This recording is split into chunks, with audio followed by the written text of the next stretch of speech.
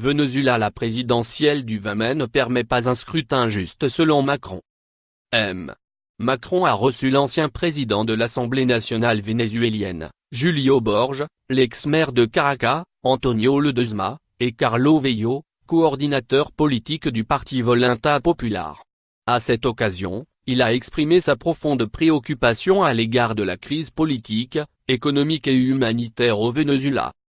Le président de la République a déploré les atteintes répétées à l'état de droit et aux droits de l'homme et il a rappelé que les conditions d'organisation des élections présidentielles au Venezuela, le 20 mai, ne permettaient pas, en l'état, un scrutin juste, libre et transparent selon le communiqué publié par l'Élysée.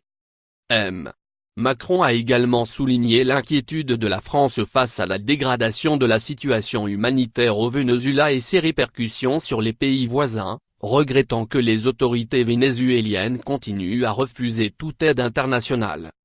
Lire aussi. Pour reconstruire le Venezuela, nous aurons besoin de la communauté internationale.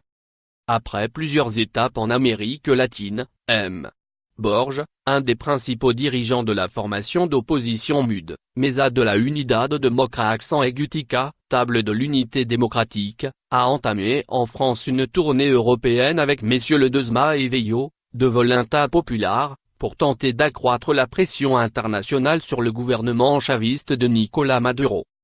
Les trois hommes ont appelé mardi la communauté internationale à ne pas reconnaître les résultats de la prochaine présidentielle, le 20 mai, dans leur pays, qu'ils boycottent car ils la jugent frauduleuse et uniquement destinée à maintenir au pouvoir l'actuel président vénézuélien.